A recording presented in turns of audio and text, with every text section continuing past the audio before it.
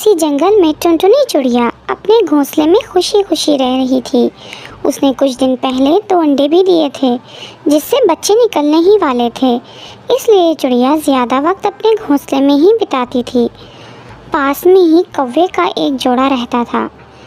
कालू जी, चिड़िया के अंडे देखकर मेरे मुंह में पानी आ रहा है। एक तुम हो कि मेरे लिए इस चिड़िया के अंडों को चुरा कर नहीं ला सकते? अभी थोड़ा सब्र रखो, कुछ दिन और बच्चे निकलने दो, फिर हम दोनों इस चिड़िया के बच्चों को ही खाएंगे। इस छोटे छोटे अंडों से तो हम अब दोनों का पेट भी नहीं भरेगा।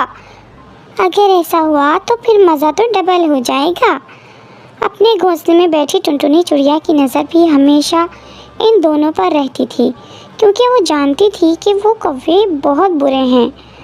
वो तो किसी भी वक्त उनके अंडों को खा सकता है। गौरी, अगर हमें इस चिड़िया के बच्चे को खाना है तो हमें एक चाल चलना पड़ेगी। कौन सा चाल कालू जी? हमें इसके बच्चों को खाने के लिए इस चिड़िया से दोस्ती करना ही होगी। अगर चिड़िया से हमारी दोस्ती हो जाए तो फिर चिड़िया के घर में हमारा आना जाना होने लगेगा। मैं समझ गई, इस तरह से चिड़िया के बच्चों को चुराना हमारे लिए आसान हो जाएगा। सोचकर कालू कौवा टुनटुनी चिड़िया के पास जाता है और टुनटुनी से बोलता है, टुनटुनी ओ टुनटुनी, मेरा नाम कालू है, मैं तुम्हारा पड़ोसी हूँ। कई दिनों से देख रहा हूँ कि तुम हमेशा अपने घोंसले में ही बैठी रहती हो। कालू भैया, आप देख नहीं रहे हैं कि मैंने अंडे दिए हुए हैं। मैं अपने अंडों को छोड़कर कैसे कहीं जा सकती हूँ?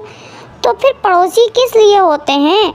अच्छे और बुरे वक्त में ही पड़ोसी एक दूसरे के काम आते हैं। तुम मुझ पर विश्वास करो और जाओ जंगल में घूम फिर कर आओ। मैं तुम्हारे अंडों की रक्षा करूँगा। कालू भैया, अगर सच में आप ऐसा सोच रहे हैं तो कल से मैंने पानी नहीं पिया है। आप मेरे अंडों के पास बैठें, मैं नदी से पानी पीकर आती हूँ। टुनटुनी, तुम जाओ, मैं यहीं पर बैठा हूँ। तुम बेफिक्र हो के जाओ, घूम फिर कर आओ।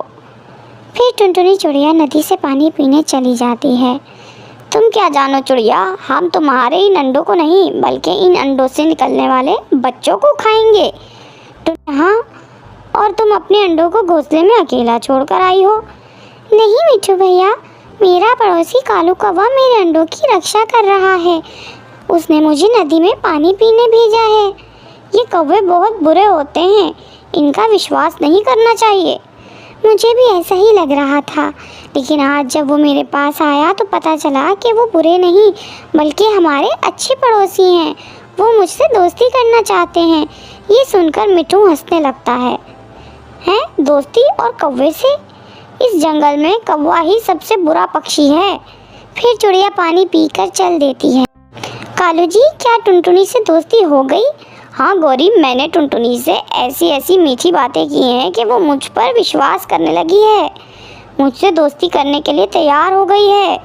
वो मुझ पर इतना विश्वास करती है कि मुझे अपने अंडों के पास छोड़कर पानी पीने चली गई थी। कब वो दिन आएगा जब चिड़िया के अंडों से बच्चे बाहर आएंगे? मुझे तो अभी से उस चिड़िया के बच्चों के मांस की खुशबू आ रही है। वक्त गुजरता गया। फिर एक दिन चिड़िया के अंडों से बच्चे बाहर निकल आए, जिसे चिड़िया देखकर बहुत खुश हुई। फिर टुनटुनी चिड़िया मिठाई लेकर कौवे के पास जाती है। चिड़िया, ये मिठाई किस खुशी में है? गौरी बहन, मेरे अंडों से बहुत सुंदर बच्चे निकले हैं। अंडों से बच्चे बाहर निकल आए, फिर तो मेरा इंतज़ार ख़त्म हुआ। क्या मतलब गौरी बहन? कुछ नहीं टुनटुनी, मेरा मतलब है और मैं और तुम्हारे भैया इंतज़ार कर रहे थे कि कब तुम्हारे अंडों से बच्चे बाहर निकल आए और हमें देखने को मिले कि वो कैसे हैं। कालू भैया कहाँ गए हुए हैं? जंगल के दूसरे पक्षी बहुत ही बीमार हैं, उसको दवा पहुंचाने के लिए गए हुए हैं। कितने अच्छे हैं कालू भैया, और कितने अच्छे काम करते हैं। दूसरे पक्षी तो ऐसे ही कालू भैया को बुरा भला कहते हैं। फिर टुनटुनी चिड़िया वहाँ से वापस अपने घोंसले में चली जाती है। शाम को जब कालू कौवा घर लौटता है तो गौरी उसे चिड़िया के बच्चों के बारे में सारी बातें बता देती है। तो फिर हमारा इंतज़ार ख़त्म हुआ। बहुत वक्त बाद हमें चिड़िया का ताज़ा ताज़ा और नरम नरम मांस खाने को मिलेगा। अभी तो वो बच्चे बहुत ही छोटे होंगे, 2-4 दिन रुक जाते हैं और फिर जब थोड़ा बड़े हो जाएंगे तब हम खाएंगे इस चिड़िया के बच्चों को। दूसरे दिन गौरी और कालू कौवा चिड़िया के बच्चों के लिए दाना लेकर जाता है।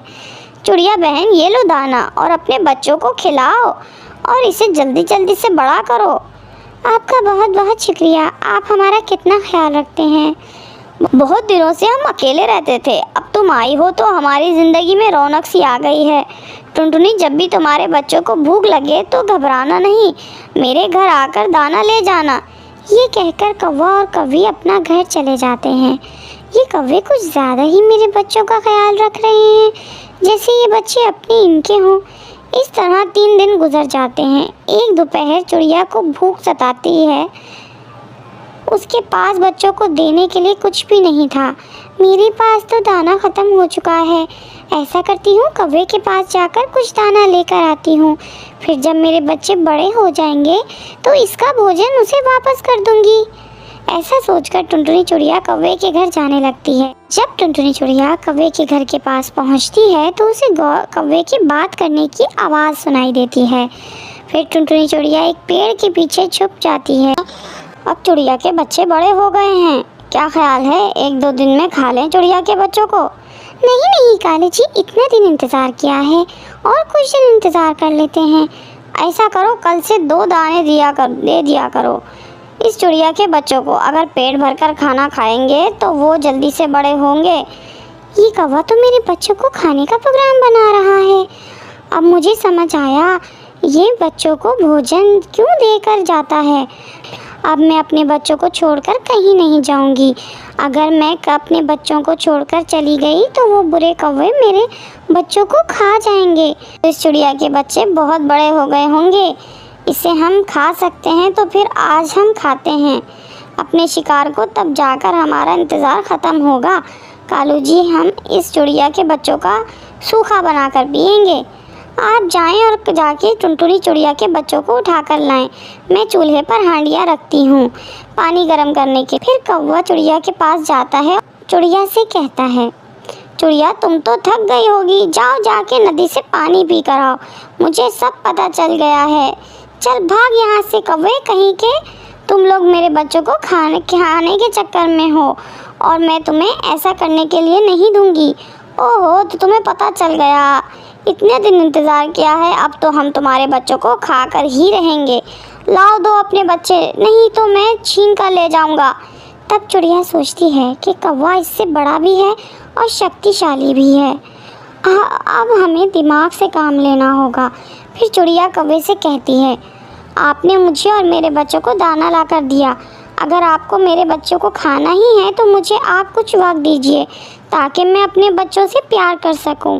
आप थोड़ी देर बाद आकर मेरे बच्चों को लेकर जाना, तो फिर मेरा ये थैला यहीं रखो, मैं थोड़ी देर के बाद फिर आता हूँ। ये कहकर कालू कौवा वहाँ से चला जाता है। कौवा जैसे ही वहाँ से जाता है, चिड़िया उसके थैले में पत्थर डाल देती है और अपने बच्चों को घोंसले के पीछे छुपा देती है।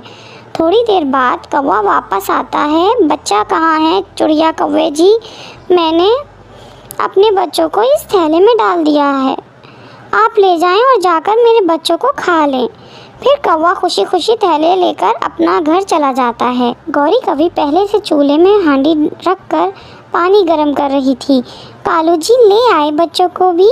गौरी, इस थैले में है, इसे इस गर्म पानी में डाल दो। लेकिन थैले में तो पत्थर था। जैसे ही कालू पत्थर को उबलते पानी में डालता है, पानी उबलकर गौरी कौवी और कौवे पर गिरता है, जिससे दोनों झुलसकर मर जाते हैं और इसे बुरे काम की सज़ा मिल जाती है। इस तरह चिड़िया अपनी बुद्धि से अपने बच्चों को बचा लेती है।